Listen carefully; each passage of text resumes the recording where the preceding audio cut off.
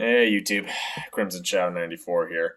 So I was figuring today that, I got done watching Woodward Sports and watching Adam, absolutely torch the Kyle Hamilton sports. I don't even know why I'm making this video because it doesn't even affect me because I'm in the camp to where I believe in whatever Brad Holmes does. Because if he picks Kyle Hamilton, then okay. He picked the safe pick with probably the clear cut gonna be actually good. But if he picks, say, a Kayvon, Walker, Karloftis, Jefferson, then he believes his coaching staff will make him, up to the next level. But here's the thing. And, his idea is, we think that he's going to be like a linebacker or, Kyle Hamilton's going to be like this. We're going to make him go all over the place. We're going to make him a quarterback.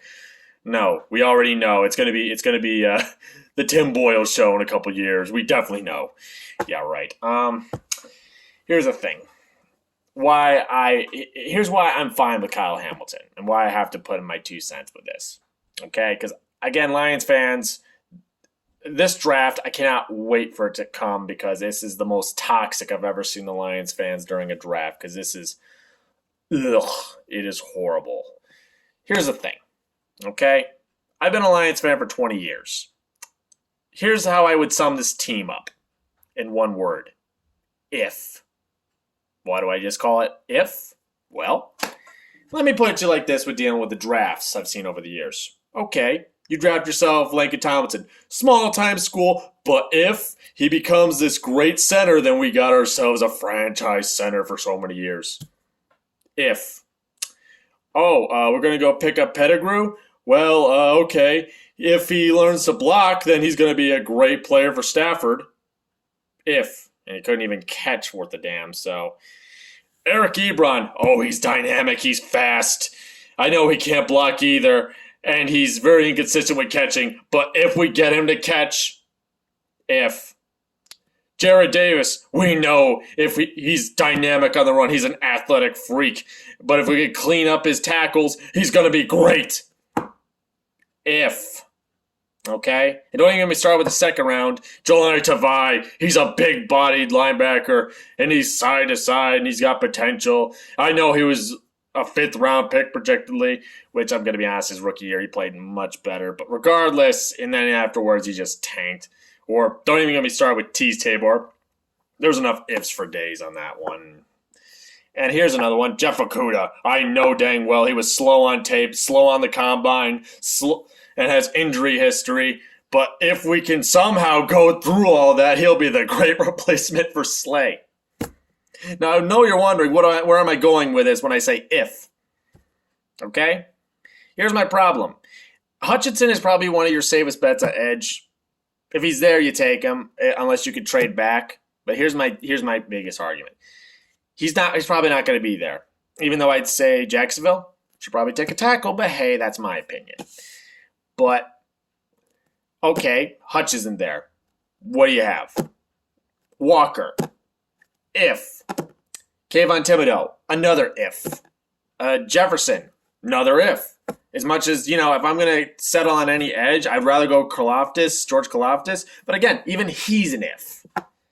So, where am I going with this? Kyle Hamilton, to me, has the less ifs. And most of the arguments they make on him, to me, just doesn't hold up. Okay. His combine numbers were slow. It weren't as good. When has a combine ever been the best way to determine whether a player is going to be good or not? It's already been proven to be just garbage. It's just nothing but a waste of time just to look at players running shorts. For God's sakes, don't even get started on QB pro days. If they want to make it better, they should have a cannon in front of a QB. And when they run out of time, just lower the time for them to throw the ball to the receiver. And if it runs out, just blast a freaking dodgeball at him. That would be a lot more entertaining and might be able to gauge. Oh, Malik Willis is holding the ball a little too long. Right to the face. So, okay, we're going to argue the injury history. We've already debunked the injury history. That's any injury. It was an upper thigh injury that really wasn't going to affect him long term. Not like Jeff Okudah.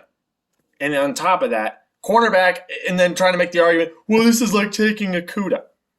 No.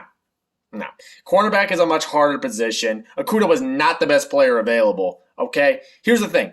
I've seen this enough time with the Lions. You've seen this enough time with the Lions. How many times have we been there in this situation where we could have just easily taken Aaron Donald? Less ifs. We could have taken TJ Watt. Another clear cut. Has a family that's well known for being great players, but nope, we don't take him. So why am I going to pass on Kyle Hamilton when he's clear cut? And it's like, I remember Adam saying this on Luke G's shows. I'd rather just bust on an edge than a safety. I'm like, a bust is a bust. An anchor is an anchor. It doesn't matter. A bust is a bust and a waste of your time and waste of money. What the heck do you mean a bust is a bust? I'd rather bust in an edge. It's like, I don't get that one. That argument to me holds zero water. Oh my God, it holds no freaking value at all. It's like, I do agree with positional value, but if we had to Chase Young, then yes, take Chase Young. Yes. Take what was another one? I had one in my head.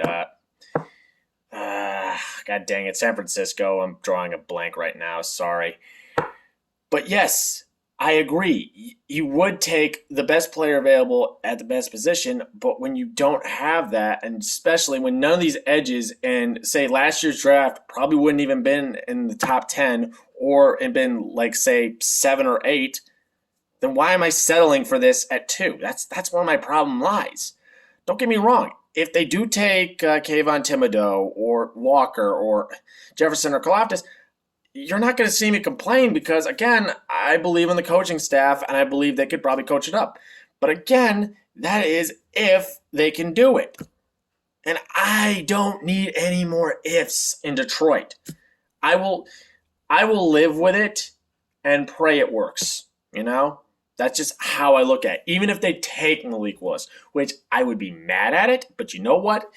If they think they could turn this guy into a franchise QB, I will give it a chance. I was more mad at the Okudah pick because I knew clearly what it was. It was a desperation move to save face and try to replace a player that left you. A lot of things in the Bob Quinn era pissed me off just because everything was so knee-jerk. It set us back so many years because of a lot of the knee-jerk decisions he made. And that's just how I look at it. I do not care if we have to pay him. If he performs like a Benny Blades 2.0, I don't care. The cap goes up every year for players anyways. What does it friggin' matter? I've already seen how much it's going up anyways. So eventually safeties are probably going to cost that much eventually. I remember when we all lost our minds about Stafford's contract being the number 1 QB. We look at that contract now like it was nothing. I hate to tell you people, inflation is funny. The American dollar starts looking more like the yen, if you know what I mean. So that's all I got to say, really. That's my piece. And, I don't really, I'm more in the believe in Brad Holmes thing, but I will defend the Kyle Hamilton people. And if they believe Kyle Hamilton bust, all right, that's what they believe in. And I can understand why they do it. It's not just, I think a lot of them, if there was an edge that was worth it to them, they'd go for it. It's just best player available. And if it's a safety, it's a need and best player available. It's both. And Okudah wasn't that. Isaiah Simmons was probably the better pick, I'd say. So, yeah, hear your thoughts. I know how Lions fans are going to torch me. I know how this song and dance goes. So, you guys have a good one, and take care.